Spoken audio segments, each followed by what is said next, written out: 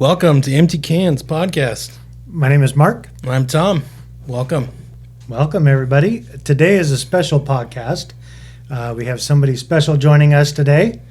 But before we do that, so we do have a little bit of beer news today. Don't want to take up too much time from our guests. So just real quick, Tom, what do you got? All right. On July 11th was the U.S. Beer Open Championship. So shout out to Idaho's only winner, Jim Dandy Brewing out of Pocatello, Idaho, won a bronze for American Cream Ale. Very good. Yeah. Way to go, Jim Dandy. Yeah, right.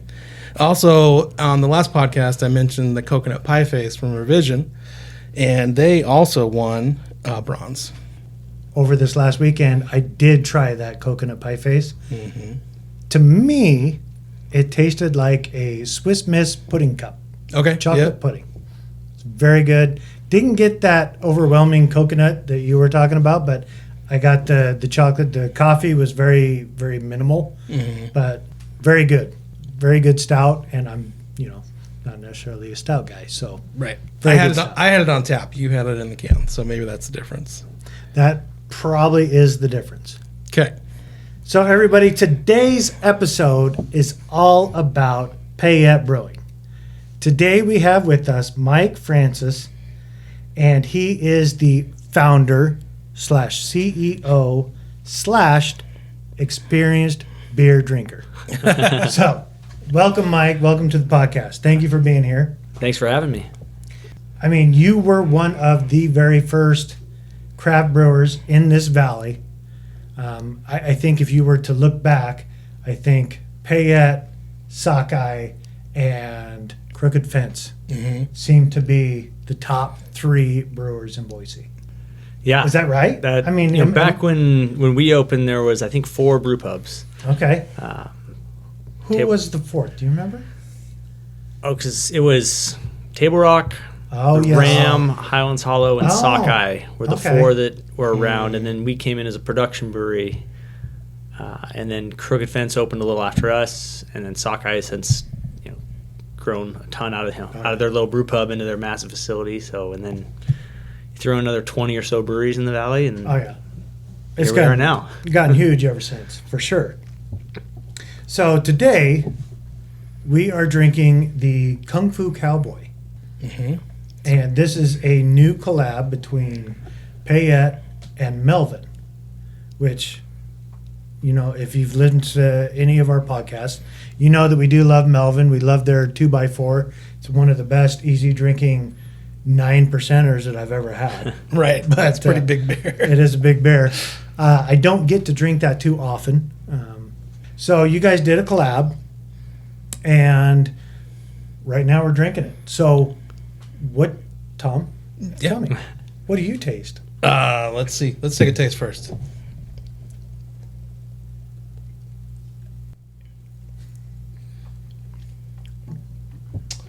All right. Well, I get a lot of earthiness from it. I definitely get the back end, a little bit of bite, a little bit more citrus on the back end. Yeah. This is a New England hazy IPA. Mike, why don't you tell us a little bit more? Okay, yeah. About the Kung Fu Cowboy. So the Kung Fu Cowboys. That's beer we did with Melvin Brewing, and over time in the beer industry, you start to work with people, make friends with a lot of different people in the industry, and that's kind of how this one came about. Known the Melvin crew for a bit, and then Ian, that was our head brewer for 6 years, has been over at Melvin for a handful of years. So we got in touch with him and started talking about making a beer. Because in the end, we just want to hang out and make some beer, right? Who doesn't want to do that? Yeah, everybody wants to do that. So we started talking about doing a collab, and we brewed this on our 11th anniversary, which is made for a fun afternoon of brewing. And what we like about doing collabs is some of it's doing something new. Not everything in this beer is something new to us, but it's an opportunity to try something. So in this case, it's the first time we've ever used Kveik yeast. Kveik, I can never pronounce that right. So, which is crazy if you're a home brewer or anything, about the fact that there's a yeast that can ferment at 90 plus degrees and do it 2 or 3 days and not have off flavors. 90 degrees. It still doesn't make sense to me, but this beer was done fermenting in like 3 days. It was insane. That's nuts. But then with it, there's also, we're doing something new that Ian had worked with before. But then as I look, we kind of brought back some of the things that we've always had an affinity for back in the day. We'd make jokes about, having to use these old C hops. So, I think we got written down as Centennial and Cascade in there. So we're like, well, we got to make sure we have a nice old school bitterness in there. Yeah. Because it's kind of like, that's what we did when Ian first started working for us. It's like, that's how you make beers is Right. you do this, and then you combine that with the the hazy style with a Kvik yeast, and makes for a fun, different thing. And then we added in the Zappa hops as something that's a little new and different. So the collabs are a great time to connect with old friends and also try something you haven't tried before. So I will say that now you're talking about the Zappa. What is the Zappa hop? Yeah, I don't really know that much. Okay. I probably should know a little bit more, but it was one that as we were just looking through of what hops were available and what there was, it was kind of I've heard cool things about this hop, so let's give it a whirl. There you go. That's all you need to know. You can do all the sensory, rubbing hops and all that, but in the end, you got to try it out. Right. You got to use Right. it before you really know. Yeah, exactly. One thing that I was thinking about beforehand is, okay, if I lined up 6 glasses of different kinds of Payette beer, can you taste the difference, and can you identify each one? Of our beers, Yes. I think you can nail that pretty Okay. close to accurate. Where I'd probably get hung up as any one-off beers that I maybe haven't drank as much as, say, Recoil that I drink a lot of. Okay, so your go-to is the Recoil. Yeah, Recoil is my go-to. Okay. I'm a IPA fan, and it just hits all the notes for me. Yeah, I got a little story about. Is that where you're going? Well, I want to say that years ago, my wife and I, and my brother and his wife went to Beer and Bacon. And I do believe that was the first time I tried the Recoil. And that was really something new from Payette. I hadn't tasted that before. So that was pretty crazy. I was taken a little bit off guard. I wasn't expecting it. Mm-hmm.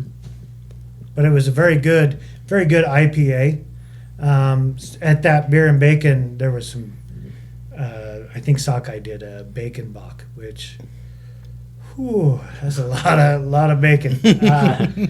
Yeah, not necessarily for me, but hey, Beer and Bacon, you got to do it. So, what's your story there? Yeah, Tom? so my story was, so I remember one time I went into homebrew stuff, and I like to get variety. So I go in there and I'm talking to the guy. I think I picked up some Lush at the time, and the guy's like, "Oh, you like Lush?" I was like, "Yeah, it's pretty good." And he's like, "Well, you should try Recoil because it's pretty similar." And I was like, "Oh, Yeah. okay." So I picked it up, and I was like, "Yeah, that's not bad. That's pretty good. That's like a pretty good comparison." I think those flavors kind of mesh together. Like I couldn't really, if you put them side by side, I probably couldn't really tell too much of a difference. I thought it was pretty good.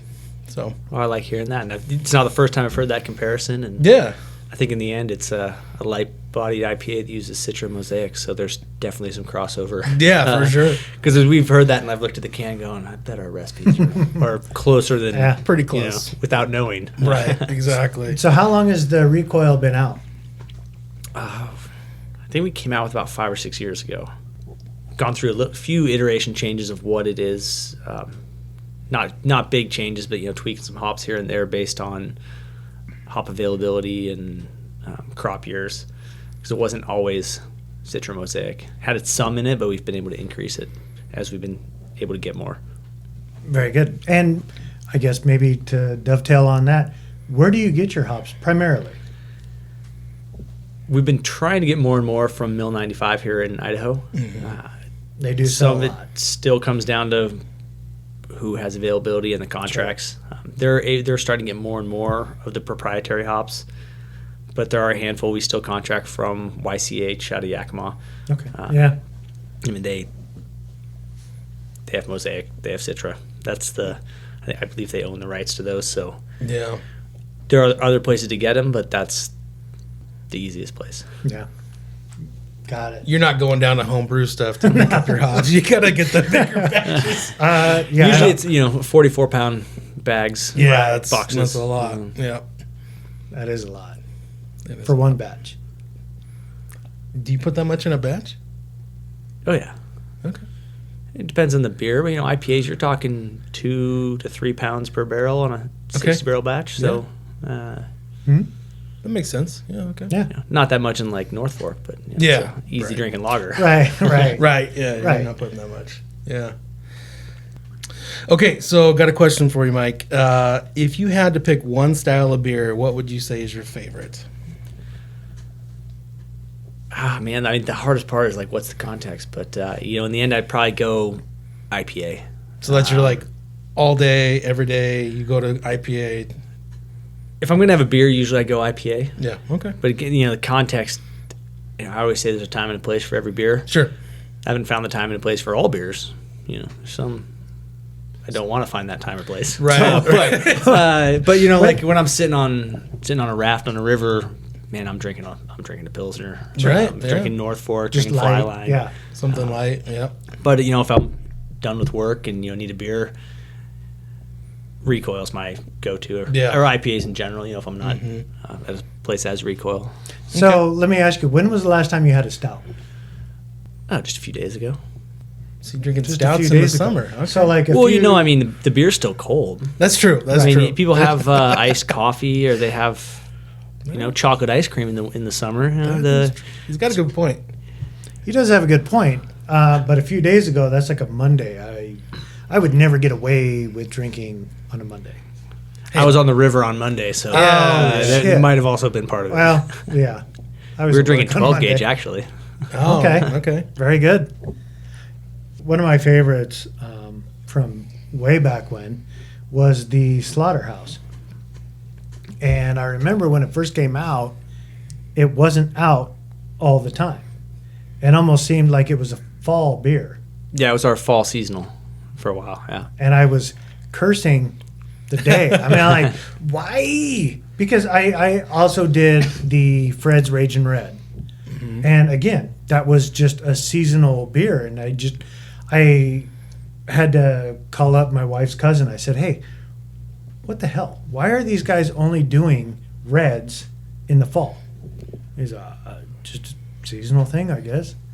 And I don't know. I was a little disappointed because I wanted that like all the time. But as I have gotten a little bit smarter about beer, there is a time and place, like you said, for beer. And I guess that one does hit a little bit better in the fall because it's a little bit darker. Yep.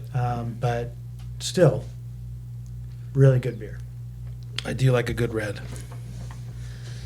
So, Mike, tell me this: how old were you when you first started home brewing? When I first started homebrewing, I guess I would have been 22. 22, just above the legal age. Yep. And I'm sure when you started out, you were kind of like Tom and I, where you're just kind of monkey rigging everything together and trying to come up with some good beers. Yeah, I mean, when I first started out, I was grabbing the homebrew shop near my house in Seattle had a bunch of his own recipes. So I didn't even try making things up. I just said, I'm going to make an amber. What do you have? And he's like, here you go. Give you like And a then kit, like a kit. You type thing. still had to, on the partial grain, had to go weigh out your Yeah. own grains. But, Oh, yeah. he's like, this is a good one. I'm like, all right. And, and then you spend, especially the first few batches, like reading the book and rereading the book and rereading the book, going, I don't know if I'm doing this right. Then you come to find out later, you're like, actually, I was. Yeah. But, they start using words like sparge and vorloff, Oh, and yeah. you're like, what is this? What the heck Yeah. is this? Yeah. I'm trying to Oh, yeah. look at pictures. I'm like, man, I don't think YouTube was really around like it is now to watch a Right. video of going, what? I wish someone could show this to me. Right. Exactly. Yeah. Yeah, so that brings up a point. You said Seattle at 22. So apparently you are not an Idaho native. You spent some time in Seattle. Yeah, Brewing some beer. I grew up here. I moved here when I was 6, so I'm Idaho-ish. Okay. But after I graduated high school, I went to school in Seattle at UW. Okay. Wanted to, at the time I was like, get me out of Idaho. I wanted Sure. to go to a big city. Oh, right. Fast forward, I'm in Seattle for a while, and I go, get me back to Idaho out of these big cities. So I didn't know how much I liked Boise and Idaho until I left and realized how great it is. So what did you go to school for? I have an industrial engineering degree. So went through engineering school and started working in Boeing right out of college. Wow. Yeah. A little bit different working on airplanes to Yeah. making beer. Right. So if I need to build a plane, I'm like, oh shit, I got to call Mike because he still knows. I don't know. I shit. don't know much of anything, but I was an efficiency expert, so I could tell you how to build it faster. But I don't know how to build it. All right. I'll just call on you if I need to make some beer. Okay. How about that? Yeah, that's probably good. All right. So, is there any kind of homebrew that you did that you haven't tried on a professional level? Yeah. There's probably a lot. I should look back somewhere. I have a spreadsheet. I know I have my old notebook of stuff, and there's a lot of things I try, and I used it as a combination of trying to hone in recipes and also try learning what different styles are. Trying to think of what. There's got to be a lot of beers that on my list that I homebrewed once and was like, nope. Or even if I homebrewed 3 or 4 times with some different recipes, like, yeah, that's not really my thing. And I was thinking when you're homebrewing, I'd have sometimes I should try to make this. And you start thinking through it. I remember really starting to research sours. And I didn't really know that much about sours, but I was reading about it. You can make these sours, and kind of start going through it. And then I try some sours. In the end, I'm like, why would I make 5 gallons of this? And at the time, I like sours much more now than I did then. But I'm like, nope, don't need to make this.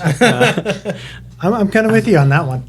Yeah, I'm a big sour guy. Some are good, some are bad. Yeah. It just depends on. Oh, sure. It depends on the sour. Right. Yeah, and I'll still drink some now, but I don't necessarily need 5 gallons sitting in my house Right.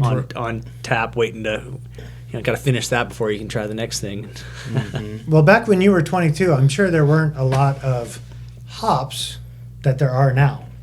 I mean, boy, was Citra even around back then? I remember when Citra was getting introduced because went Okay. to a homebrew meeting at it was the Issaquah Brew House.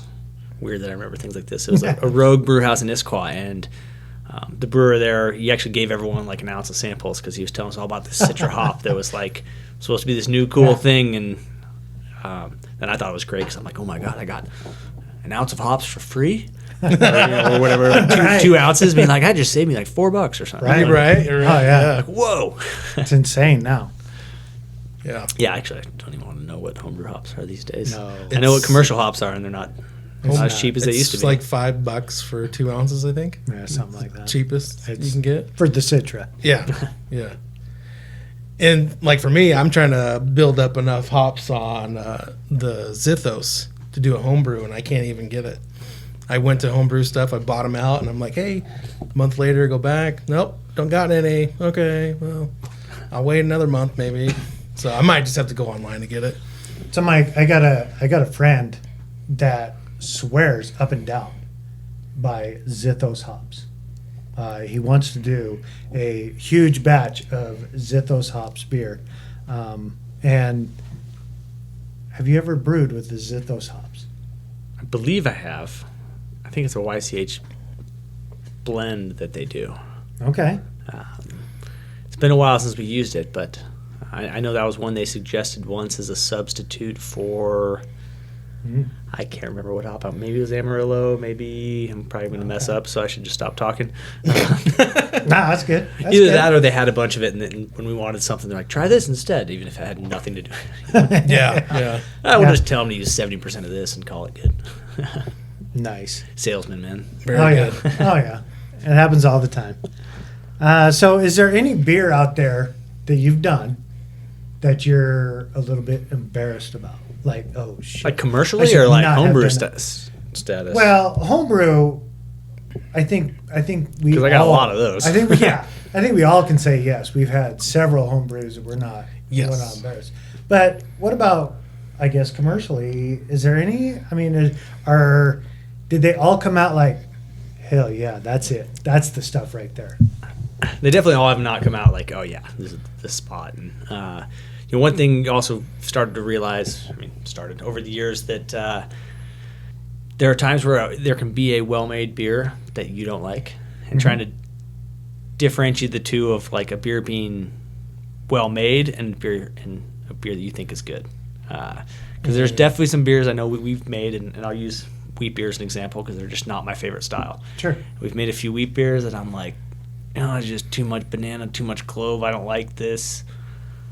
But when you present to someone and they objectively look at you, what is a Hefeweizen supposed to be? They're like, no, this is it fits the mold, and so that can be a weird part of it because it's like it's not. I don't like it, but someone does, and someone thinks it's the right for the style, and that can be weird within a lot of people beer ratings and beer check-ins and all that, and there's some great uses for it. But when I see someone go 2 stars, I don't like lagers. It's like, well, you just don't like why lagers. do you Don't rate drink it? a I mean, lager it's then. like it's a different if you give it something like 2 stars because it's bad, absolutely legit. But if you mean like, I just don't Right. I don't like this kind of beer, Yeah. it's like, well, that's a weird way to look at it. It's like Right. it could be a great beer, just not what you wanted. Right. Exactly.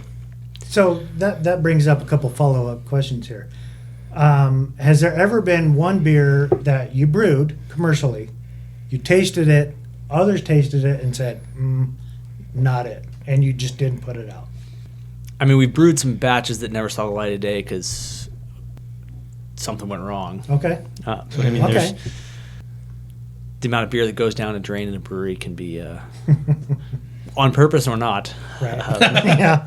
It can be very discouraging to people when even just the waste in a canning line or keg run. That you have to get used to that too. I mean, college me would be like, no, don't waste the beer, and now I'm like, that just happens. Right. Yeah. We definitely had some beers. They hit the hit that final tasting panel, and it's like, no, this is not good. That's got to go. That's got to get dumped. So that brings up the other question: is the tasting panel? How do I get on the tasting panel? I mean, I'm very curious. Well, the short answer is work at the brewery. But we could probably expand it out of that. That would be great, because I know Tom and I would love to be the samplers Sure. of all these new beers coming out. Absolutely. I know the big thing for us is like our VDK diacetyl panel that we'll train everyone in the brewery and the brewery staff, but then you start to identify who's good at identifying that and who's not, because everyone has different thresholds for flavors, whether it's proper flavors or off flavors, and finding the right people that can identify it at lower thresholds. Diacetyl is one to me that I am not as good as others. For example, my wife is very good at it, and I won't name the place, but it was not in Boise that we were at this brewery and having this beer, and she goes, how is it? I go, it's not very good. I don't know what's wrong with it. And then she took one sniff and goes, yeah, it's because of diacetyl. And I was like, I should know that, but I'm like, I was just like, like beer. I didn't like it. I just was like, I don't know, it's just weird. And then she's like, yeah, it's totally bad. I'm like, okay, I'm not crazy. I just don't know what I'm talking about. Very good. I like it. I couldn't, I don't think I could do that. I can taste what I want to taste. A couple times that we ordered a beer, they served it, and I tasted it, and it's like, no, that's not it. You're serving me something else. That's not the beer I ordered. I can taste that, but the diacetyl, no, I can't do that. And it's all stuff that you can learn and be trained Sure. on it. There's sensory panel kits. I know, and part of the reason that I got to this point with diacetyl, I think, is that early on in the brewery, I spent so much time like doing my own sensory, doing all this training, try to get better and better, and I got to the point where I couldn't sit at a bar and enjoy a beer. I realized I'd just sit there, and whether it was our Right. beer, someone else's beer, Yeah. and maybe not even off flavor, it just the whole time I'm just like thinking and critiquing. I'm like, oh my. I still do it where if I sit on a patio, I like hide my beer behind the napkin so it doesn't get light struck, because that one's a big thing for me. And Yeah. I was like, I need to stop for a second and just enjoy beer. Right. Then I think I went too far to the other end where I just kind of forgot about sensory and was just like, everything's fine, and not realizing that no, not everything is fine. Right. All right. So, did you go to school for brewing? I did. I went to the Siebel Institute in Chicago. Okay. So I did only the Chicago portion, didn't do the Germany portion, but it was a good experience, good good to get the book knowledge. Mhm. Maybe it's the engineer in me that wanted to know the science and how it all worked, because we didn't brew a single batch of beer in the Chicago portion. We were in a classroom all day, but that's kind of what I wanted, to know how the science worked. How old were you when you did that? 25? Yeah. So still pretty young. Yeah. Yeah, I kind of looked at it as I left my job at Boeing as like, well, I might as well do it now when I have Right. zero responsibilities. I had a dog, but, almost zero responsibilities. Sure. So I imagine working at Boeing was a pretty sweet job. Yeah, as I get older and I look back, it was way better than I thought when I was 22, 23. Right. I thought it was horrible then. Right. But I think that's just because it was a job. Right. All 23-year-olds College is way think more that. fun than Yeah. than work. Oh yeah. So what was it that really made everything click? Like, fuck airplanes, I want to do some brewing. And brewing. If I'm Why? being honest, there's some people I worked with that were great, and when I first started working, that I was 22, and I think that my next closest coworker was twice my age. Wow. And I heard enough people that would say, "Yeah, I wish I did this when I was your age, and I wish I did that when I was your age," Mm-hmm. and I kind of finally got to the point of saying, "Well, I should do it." Right. I don't see Boeing going anywhere, so if it didn't work out, that maybe I could come back, and I'd rather try it and make it work or not, or then turn around in 20 years going, I wish I had done something else. Mm-hmm. Mm-hmm. Yeah. I'm kind of in that boat. I wish I would have done something else. I'm doing some crazy ass shit, and a lot of days I'm thinking, yeah, I'd rather be brewing beer or anything. Anything other than what I'm doing. But not to totally flip, there are days where I go, man, it'd be really nice to be working at Boeing right now. Right. Maybe like, I don't know, April 2020, March 2020. Right. Yeah. Actually, who knows how good that was then? But, in my world, it was not a super fun time. I'm assuming that there isn't too many ebbs and flows with the beer business. I mean, Well, outside of, I've government shutdowns and stuff. But right, that did. there's always changes. It's just, I think what I've learned over the years, you can't be complacent with what you're doing and where your business is. And that's probably true for anything, not just beer, because Sure. there's always someone trying to come out with a new innovation. Given seltzers had been kind of around for a long time, like no one really saw that just lighting in a bottle and changing the alcohol industry. I mean, if I knew what was next, I'd be doing it. But you got to be on your toes, because people want new and different, whether that's new and different beer or it's new and different, a seltzer or wine or all the different types of alcohol. So there's always going to be changes. It's just what is that going to be, and what are you going to do? Because doing what everyone else is doing isn't always the right choice either. I remember a long time ago having some IPAs, and somebody's like, "Hey, try this hazy. It's the new thing." And I tried it. And it's like, man, nah, I like my IPA. That hazy's just a fad. Yeah. Right. Yeah. Right. I felt the Not- same way. Yeah, not so much a fad anymore. Right. But now they got the cold IPAs. I don't know. Have you tried a cold IPA? Yeah, we did one, and I left you a sample. But Shit. one of the other collaborations we did this year is with Reuben's Brews out of Seattle, and we did a cold IPA with them. Oh, nice. So, yeah, it's one of the other ones. But going back to talking about the Kung Fu, is it gives you an opportunity to try something different that you Sure. haven't brewed. Yeah. Exactly. And that was our chance to say, let's try this cold IPA thing. Thank you for bringing the gift box. I see you brought the Aura, Yeah. guava and hibiscus sour ale. My neighbor, he joined us on the All Day Drinker episode. He did. Yeah. He really loves his PBR because it won a blue ribbon. But every time I'm with him and we are talking to somebody else about beer, he's like, "Hey, have you tried the hibiscus down at Payette? It's my favorite." I'm like, Fuck, we're talking about beer. Then you bring up the hibiscus. Come on, man. But no, he really does love the hibiscus. Whatever you're doing to that, I guess don't change it. I haven't actually tried it yet. I haven't either. Yeah. So I guess I need to try it because he keeps raving about it like it's the next best thing since PBR. Right. It's very different than PBR, but that's cool Yeah. that he likes it because it is it's a sour ale that's pink. Okay, well, Yeah. Well, It is good. It's refreshing, especially this when it's 100 degrees out and right. a little tart, and yeah, it's good. all right, Mike, tell me, have you ever gone out of the country to learn how to brew like some specific beers? I've never traveled specifically for learning how to brew certain beers. Probably like most beer lovers and people in the beer industry, is when you travel, that's kind of one of the things you do is try out the local beers, see Right. where the local breweries are, whether it's in the U.S. or not. The closest we came was we did a beer. There was a thing with the Department of Agriculture with Cerveza Mexico. So we actually had a brewer from Monterrey, Mexico, come up to Idaho and brewed. We did a grapefruit fresh hop beer with them, Oh.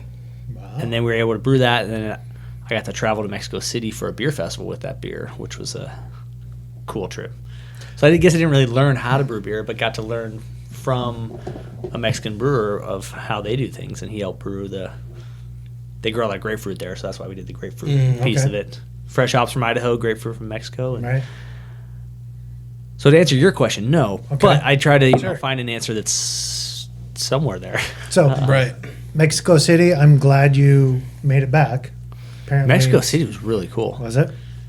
And maybe the weirder thing is that's the only place in Mexico I've ever been.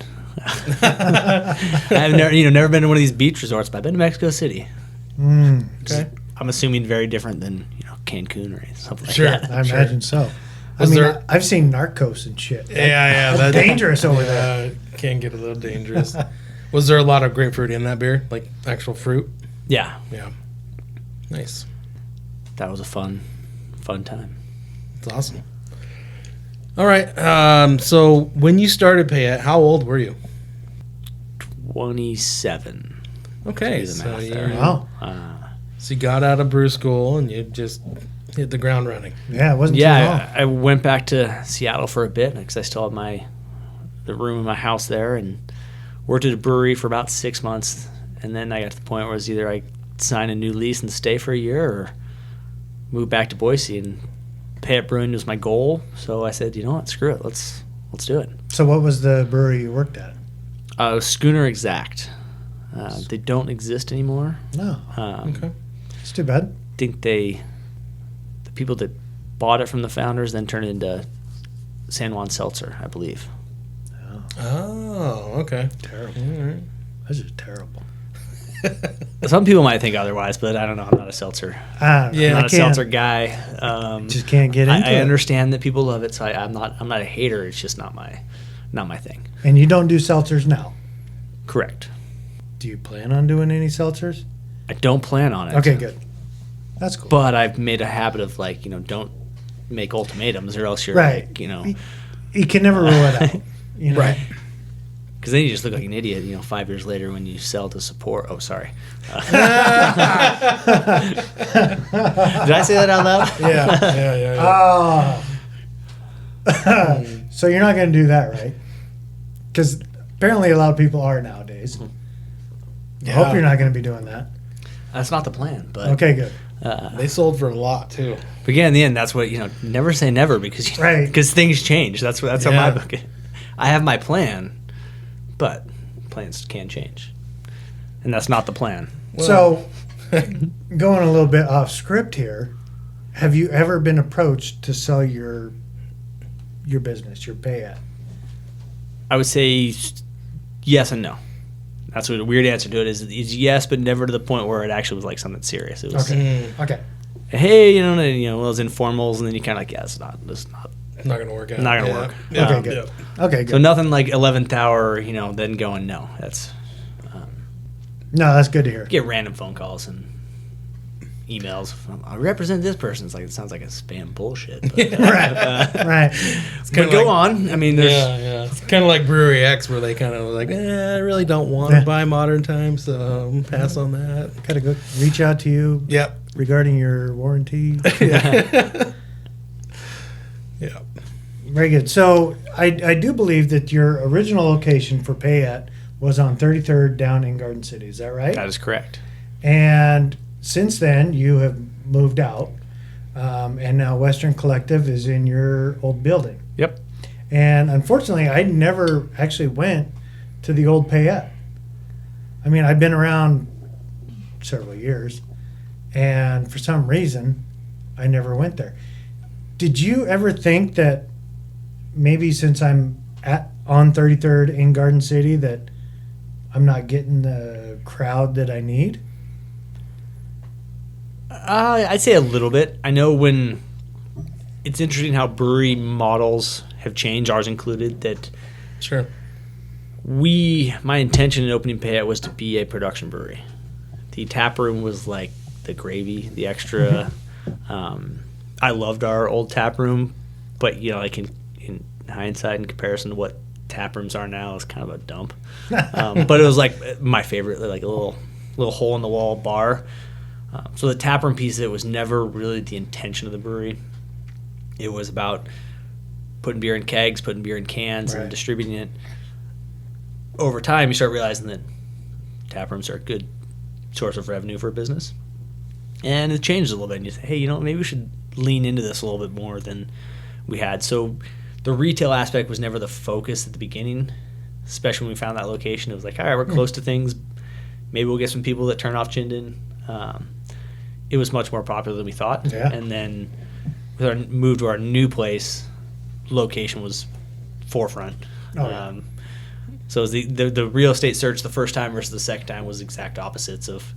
First one is, let's find a warehouse that we can make beer in, and maybe we can have a tap room. Where the Right. other one was, let's find a place for a tap room, and then hopefully we can make beer there.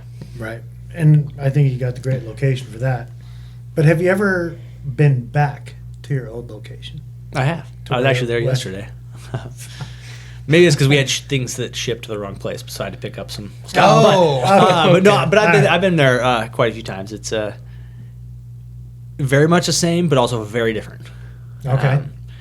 Their tap room area, I guess it does go a little bit to where our tap room was, but where their tap room was our walk-in cooler and a bunch of tanks.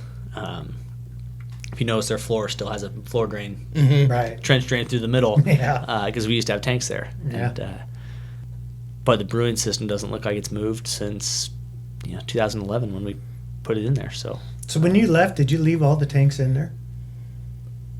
most of them. So we left. We had 2 locations for a while. We had both of them running at the same Wow. time, and then after about maybe 6-9 months in our new spot, it was like, okay, what are we gonna do with the old place? And met what is now Western Collective, and worked out a way where they bought all our equipment and took over our lease, and now they're off and running there. And So if I remember right, didn't they come in at under Guns and Oil or something Yeah. like that? Okay, yeah. that's why I said what Yeah. is now Western. 'Cause, Right. Yeah, they were Guns Right. and Oil. That didn't last too long before they went to Western Collective, but yeah. How did you choose the name for your brewery? I was sitting in my apartment in Seattle and brainstorming that. I was like, I want to open this brewery in Boise, and really came down to I started thinking, like, what do I miss most about Idaho? And first thing that came to my mind was Payette River. Not the town Payette. The river goes through there, but no, it was not the town. I grew up kayaking.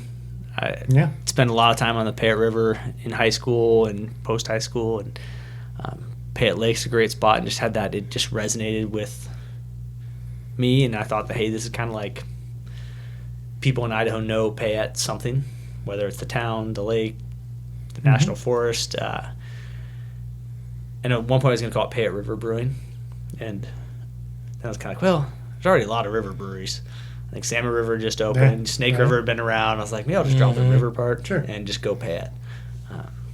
And I kind of looked at it as it's like relatively unique Idaho thing without being very, in your face Idaho. Sure. Which is a weird. I don't know how to better phrase that, but it was like it's Idaho, but not, in a good comparison, be like Deschutes Brewery in Oregon, which is also named after a river. Yeah. That's a very Oregon thing, but also like if you know, and so like I feel like that with Payette. Well, I think that's the thing is Payette. It's funny how if you're from Idaho, you know Payette. If you're not from Idaho, you are pronouncing it in so many different ways. Sure. I can't even fathom. It's like, what? What'd you just say? How did you get that out of that? I don't understand it. Well, it's funny you say that. It's like one of the first times we went to GABF, and we decided to turn it into a drinking game. If every time someone mispronounced Payette, you have to take a drink. And about half hour later, we're like, we can't do this. You're done. I know we're at a beer festival. We can't drink that much because everyone's mispronouncing it. Payette, Peyote. You're like, what? It's not that hard. Payette. I guess for us, just it sounds just like it's spelled. I don't understand it. Yeah. Well, that's because we're from Idaho. We know what's going on. Right. Yeah. Right. How did you get the location that you're at now? I mean, that was a pretty sweet spot. Yeah. I will say that. I have to give all the credit to our developer for that. We were looking for locations, reached out to a few different developers, and kind of said, hey, these are our requirements. What ideas do you have? And met with a few, and they're like, hey, look at this building, or we can build you something. And the developer we ended up working with, they sat us down and said, hey, we can find you a box, we can build you a box, but what do you think about taking this old athletic facility and turn it into a brewery tap room? And it's kind of one of those like, you're crazy. And then you start thinking about it, and you start looking at it, and you're like, that might just work. Yeah. And so they really came up with it and kind of said, hey, this is what we think. Can you make this work? And we had to play with it for a little bit. But right off the bat it fit all our requirements, and the location was killer. That, like, can we fit a brewery into this? Can we fit it? Like, yeah, we can. And so all the credit to them. They found it, and couldn't be happier with our spot right now. Yeah, it's so huge right now. I mean, you're right off the green belt. And it seems like right now you have such a huge, I want to say the biggest community presence out of all of Boise. It seems like you guys are doing stuff every single weekend. I mean, this weekend's Lager Than Life. Mm-hmm. Do you set all these up, or does somebody else set these up? Do you go to all these? I mean, not as much anymore. Early on, a lot of them was either me setting up or coming with ideas and running with it. We have a really good staff now that things like Lager Than Life, we've done. This will be our third time with a 2-year hiatus. And again, our taproom manager and marketing staff, they're really good at running with these ideas. And sometimes we maybe do more than we should, because it's just like more for employee burnout, like you keep doing things. Try to go to all of them, but also like to have a nice work-life balance. Oh, sure. Early on, it felt like I worked every day of the week. So I'll be there this weekend, and it'll be a fun time for that. But yeah, there's events all the time, and I don't plan. I'm really good at coming up with ideas and then hoping or directing someone to execute it, which means they either love me or hate me, because they're like, "You want to do what?" I'm like, "Yeah, this will be easy," and they're like, "No, it's not going to be that easy." It's not as easy as you think. Like, oh yeah, sure it is. Yeah. The pictures will look great as soon as we're done. But no, I think that's one thing that has kind of solidified you into this valley. The big community presence that you have. I mean, Kegs for Cause. I mean, you guys do things. It just blows my mind how out there you are all the time. So I appreciate that. Good job. Thank you. Good job. Yeah, for sure. I mean, that's fantastic. It's great. Yeah, we love it. So when you opened the brewery, how many beers did you have on tap? 2. Day Two. one, we had 2. Oh, wow. Okay. Yeah, we had the beer formerly known as Outlaw IPA, Formerly known, yeah. and Payette Pale Ale. Those are our two Okay. beers. By the end of that first year, that was in May of 2011. By the end, we maybe had 4. Okay. Also, a little bit different time. 11 Sure. years ago, Yes. not everyone was clamoring for new and different. There was like you'd walk to the bar, and they did the same handles this week as they have next week, and they'd have the week after. So, Yeah. Right. we didn't have to do the variety. Given as much as I want to blame consumers for that, new and different mentality, it was totally on us brewers that did it, because we said, "Hey, how do we have one permanent handle? How do we get a second? Oh, we have to come out with something new." And then you start making new beers, and then everyone goes, "This is new and different's great." And then you turn around and you go, "Maybe we shouldn't have done so many new and different beers." Right. Right. Yeah. The collective we of brewers, we all just, it's what makes it great, but we did it to ourselves if we complain about always rotating beers. Sure. So one thing, you are, like I said earlier, that you're one of the OGs in Boise. Table Rock is obviously out of business. Island Hollow is still here. Sockeye is still here. Have you ever thought about doing a collab with them? Like doing like the Boise OG? In that context, no, we have not. But love doing collabs, so definitely open to it. I think it'd be great. Yeah. It'd be good. That would be I'd fun. buy that. It's been, I heard doing something with Highlands Hollow years ago. Did some coffee stuff with them. So Okay. yeah, I'm gonna get my brain going on that. Yeah. And start to figure out what we could do. I would really like to see that. I've seen, you've done collabs with several breweries throughout the United States. Sockeye's done several. I would kind of like to see like the great OGs of Boise There's the collab local OGs. on yeah. one. Yeah, Yeah. That'd be that cool. would be good. Yeah. I'm gonna run with that. Okay. I might have to invite you down to the brew day or something. Yes. See? Now that I said it, I it's would like pray. you talked it I into know. existence, so now I I would gotta love like it. repay, Yeah. repay the favor. Yeah. Yeah, we need to make this happen. So you said formerly known as Outlaw. Why don't you tell us that story? I know That you told us story, that before, but a lot of people don't know that story.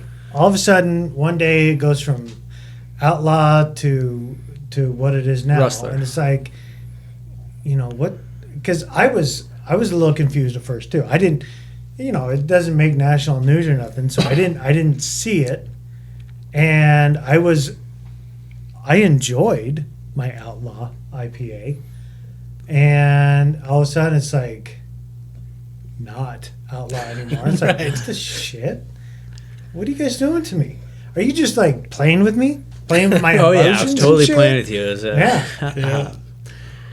Yeah, I know in general, like, I'll go into the story a little bit, but at the time saw too many things, and still do today, when legal disputes or trademark disputes get played out online, where the armchair lawyers have all their opinions. So we kind of looked at that as like, well, we're just going to change the name because we have to, without, just, you can have your opinions on it. But in the end, we had a cease and desist from 2 different breweries with Outlaws.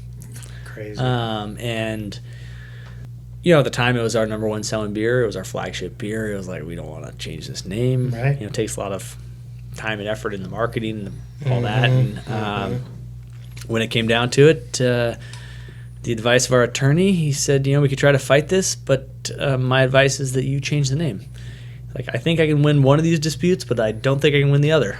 And you get to that point, and you kind of have to say, well, do we want to build up legal bills, or do we want to just spend that money on trying to rebrand this? And chose the rebranding route.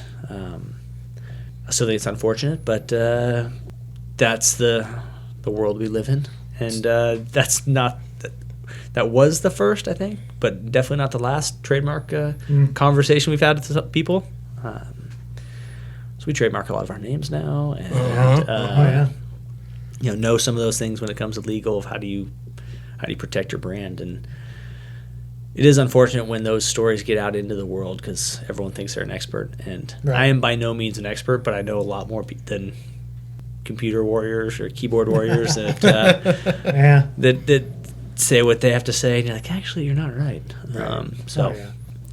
Totally get that. Do you have an original can?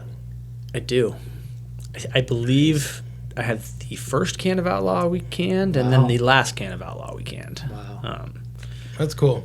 Very cool. Unless they've blown up, because Yeah, my maybe. office gets They- hot. they tend to do It's that. a little, Yeah, yeah. especially those early ones when we didn't know what we were doing as much, and we didn't have a centrifuge and didn't have. Yeah, so that one might be gone. How was that perceived when you guys changed that name? It was interesting. We put a lot of effort behind the awareness part of it. Sure. The funniest part to me was when people would say, "I liked Outlaw better," You're like, it's the exact same one. thing. and I Yeah. like. I'll use the word literally in the actual literal sense of is that we had a tank of Outlaw with Outlaw cans, and we were canning that tank, and then we ran out of cans, and we literally put Rustler cans in while we're running the exact same tank, and then kept going. Like, that is the same beer, and people, I just liked Outlaw better. I'm like, well, you know what? I guess you taste with your mind as well. So Sure. maybe you're right. Sure. Very interesting that they think that's Oh, different. yeah. I just had to stop arguing with people. I'm like, what do I know? I only brew it. Right. You know? Right, right. Well, I mean, that's been a while, so I think people are moved on and Yeah. they're good with it now, so that's cool. So, what is your best-selling beer? Today, our best-selling beer is Sofkin Sunny Hazy Pale, Okay. which is cool and strange that the beer we released 2 years ago is now our top-selling beer. But I enjoy it. It's what I'm drinking right now. It's go. a good, easy drinking hazy, It's a hazy light. pale ale. So Yeah. Yeah, so this is one. So Tom and I did a podcast a little while ago about all day drinkers, and Sofa King is one of those that you could probably drink all day and be okay. Yeah. And it's very low on the percentage scale, and very light and crisp, so you could drink it all day. Yeah. It's very good beer. How many? I mean, have you kept track of how many new beers that you come out with since you very first opened? I have no idea, but if I was to wager a guess, I'd be at, I think it's like 200 or so. But Holy shit! I don't know if that's high or low, but there's times where we had, That's a lot. we did 10 new beers for our 10-year anniversary, Damn. Wow. let alone all the other things we, would randomly make. And our plan Right. this year was to do, 3 collaboration beers. We have 3 planned. We have another one coming up here in a little bit, and we've somehow still managed to come out with like 3 other beers this year. And we're like, we weren't planning on doing that, but you got a tank open and an idea, and you just brew it. So, So, can you let us in on this other collaboration that you're going to do later this year? sure, yeah. Okay. No, so we're actually gonna do 2. One at our place and one at theirs is with Payette Brewing out of Vancouver, Washington. Wow. So that should be a fun time. Met those guys somewhat recently and got to know them, and then we, one thing led to another, and it's like, let's brew a beer. Okay, hold on. How do you just meet the brewers from Vancouver, Washington? Well, we were in How's that? Vancouver. We sell beer over there, and we stopped it for lunch at a place next to theirs, and the people were said, "Hey, let's go meet the Lewitt guys." We're like, "All right, it's cool. Let's go and meet them." Wow. Yeah, I mean, that was a work trip, but we do Right. just walk into breweries, and We need his kind of clout next Right, time we I go know. someplace, because we went to Great Notion recently and we got denied for Right. tour and all that kind of stuff. So Oh, yeah, it was terrible. Well, I don't know anyone at Great Notion, but yeah, if I was going to go there, I know some people I'd call to try. Yeah, to, try Right. to get. that place is cool. Well, That place maybe is- we should have called ahead of time. Yeah, maybe. Said, hey, we're traveling. That was several miles. that was a sporadic beer run. It was very sporadic. Yeah, yeah. So on average, how many hours do you spend in the brewery? Do you mean brewery as in the building that is the brewery, or the actual production area of Just- brewery?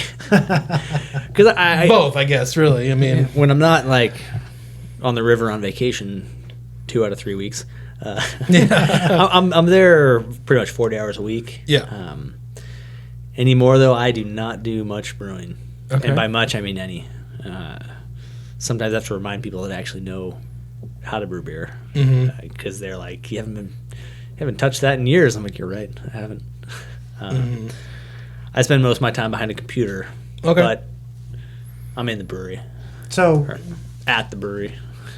right. So do you have the say on what you're brewing and what goes into it and all that kind of stuff? Or do you leave that to your head brewer now? Mostly leave it up to him. My say is more, it ends up coming more of the maybe ideas or direction, but if it's looking at more as the big picture of our sales and side of things, the marketing side, the taproom side of what beers you want to brew, but then you kind of, I'll have suggestions and then let them run with it. Okay. Soaking Dreamy, our new beer this year, was kind of, we got to this point, and this will show how long it's been since I brewed, because I built up a recipe for, I was like, okay, we were talking about we want to make this tropical IPA.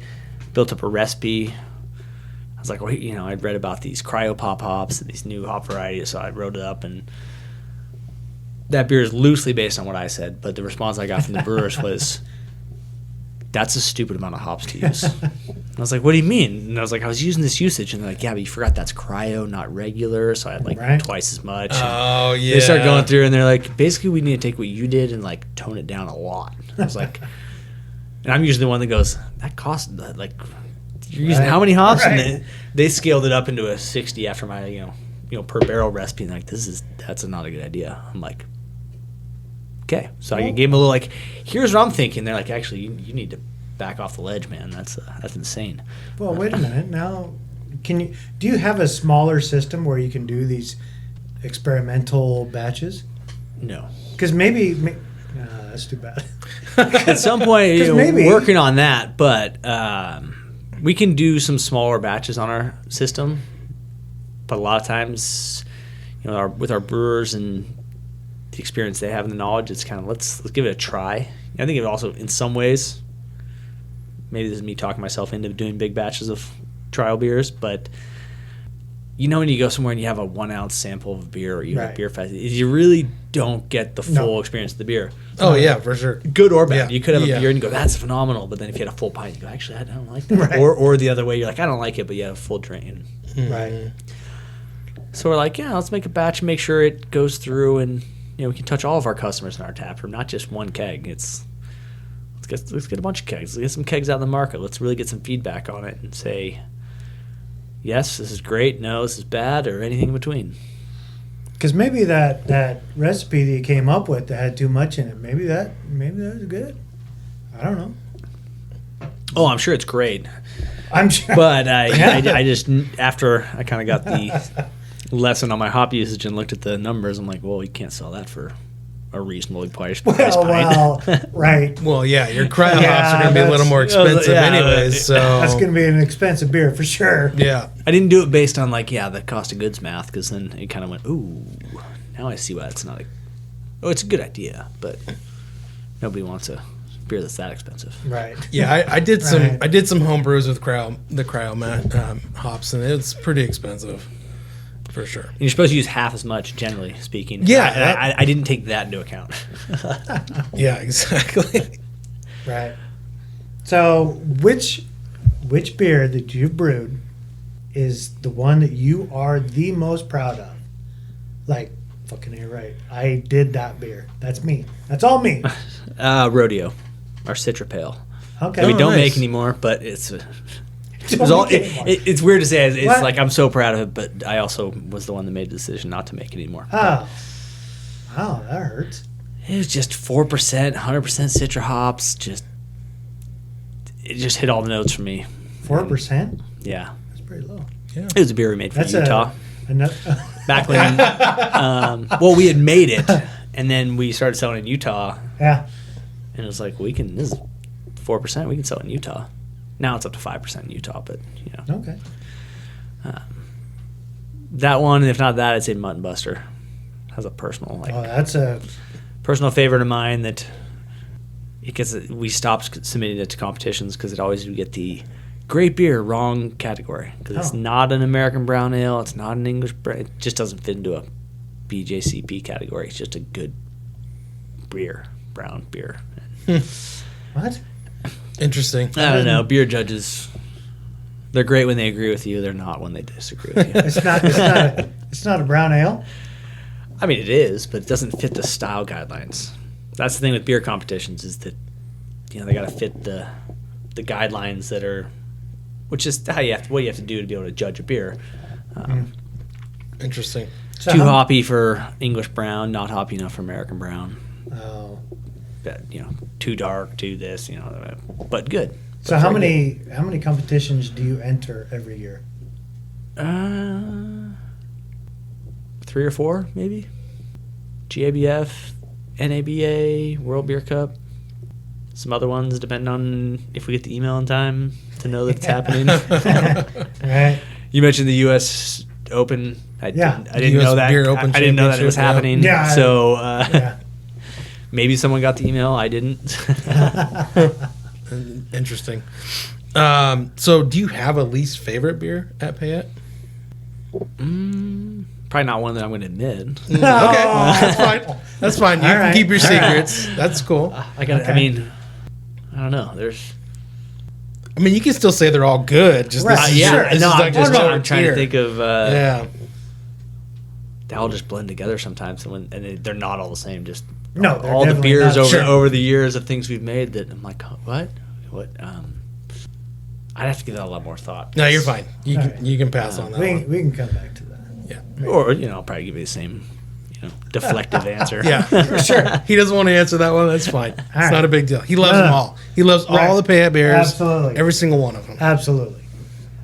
So when you are not drinking Payette beers, what is your go-to? Whatever's cold in front of me. Yeah, well, I like that. I'd say there's a few that it's like a staple that I still just can't get away from is Sierra Nevada Pale Ale. Okay. On the list of like beers that I purchased at the store, that's probably number one of craft beers because it's just a damn good beer. But outside of that, I mean, it's weird because I get into that trap of like always wanting to try something new, but then sometimes you just got to go with your Sierra Pale or Right. like Bodhi's Zaffa is a hell of an IPA. That's a really good one. I love that It's you all, said that. it's a good go-to. And so oh yeah. I'm trying to think of other ones like I'm trying to think of ones I bought recently and put in my fridge, and those are. Do you like the Lucille or Bodhisattva better? Oh, Bodhi. Yeah. Do you like the War Child or the Bodhisattva? Bodhi. Okay. The other ones are good. What about Lily? I don't Like know the if I've had Lily? that one. You haven't had the Lily? Okay. Okay. It's a little to bit give- lighter. Yeah, you have to give that a try. War Child though is a little bit A little big. A heavier. little big. Yeah. But yeah, no, the Bodhisattva, Really good beer. very good, Yeah. very good staple. So Mike, Tom and I made a beer run to Portland last 2 weeks ago? 2 weeks ago. You make it sound so casual, like it wasn't Yeah. a 6-hour drive. Well, You're like, I- yeah, just a It was, beer run. it was only like No. an 18-hour day. It's no big deal. like It's beer fine. run just It down was- to the It was local fine. store. Pretty fucking serious. Pretty serious drive home for sure. But we made a beer run to Great Notion. When we were in Seattle, we actually tried the Great Notion's Overripe. She loved it. And so, I would love to try some Great Notion. That sounds delicious. all right, Perfect. there you go, Mike. All right, so you are willing to try some Great Notion, and I already poured it. So, and you're willing, right? Oh yeah, I'm absolutely willing. Okay. You Okay, don't have here to we ask me So, twice. I think that sometimes brewers sometimes they just drink their own beer and that's it. They're like tunnel vision, but I mean, you're just like anybody else. You like good beer, whether it's yours or anybody else's. So Absolutely. yeah. Okay, so let's try this. This is the Overripe from Great Notion.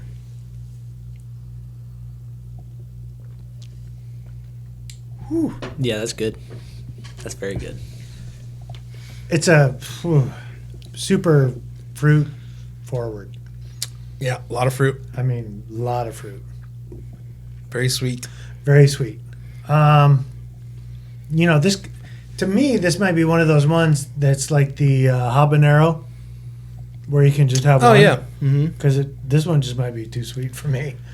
It's definitely sweet, but it's a punch of flavor. It is. It's a super punch. And it's not a negative thing necessarily when you say maybe just one, but there's just so much going on, like so much flavor that having trying to have like 3 or 4 of these would be a lot. Yeah, it would be a lot. Would be a lot. Not in a bad way, just it's Right. a lot. You can only have so much like delicious steak. Eventually you need You're gonna something get else. full. You're gonna be done. Right, right. Yeah, I got actually 24 of these, and Drank 8 on I- the drive. Wait, no, I I mean did on not. the- No, we're not drinking. Once you them. got home, Yeah. I did not say that. well, Tom made me drive, so I couldn't drink anything. But I just want to share this with the world, Yeah, I mean, as many people as I can, because it's really good stuff. Be careful, people are gonna start knocking on your door. Be like, "Hey, Right. I already got like 23 left." yeah, exactly. Well, back when we came back from Seattle, we hid some in my suitcase and brought them back that way. And we had like probably 8, 12. And my wife hoarded them since March. And it was just like a week or 2 ago that we drank those ones back from March. Probably because we went to Portland to get some more. Restocked. Yeah, Yeah, we yeah. restocked. Yep, for sure. Oh yeah. So it was very good beer. Bert's Growler Garage. They usually carry some Great Notion. They do. But Ontario. yeah, it's good to try different beers with other beer lovers. I mean, I know you love beer, so I like to hear your take on it and everything like that. And so it's really good to hear that it's not just me that's crazy. No, it's great. I appreciate you sharing with me. It's Oh, you bet. it's great to try something I wouldn't normally have because I can't walk down the street and pick one of these up. Exactly. Right. Unfortunately, they don't have them here in Boise, so I can't imagine how much that costs to brew that kind of beer because it's a Well, lot of fruit. it's. I mean, a and lot. their For batches are pretty big. Yeah, So it's a lot for sure. yeah, But it is a lot. I mean, you pay a lot for the can. you certainly pay a lot. Yeah. Yes, Right. you do. Okay, so Mike, we usually end this podcast with a celebrity quote.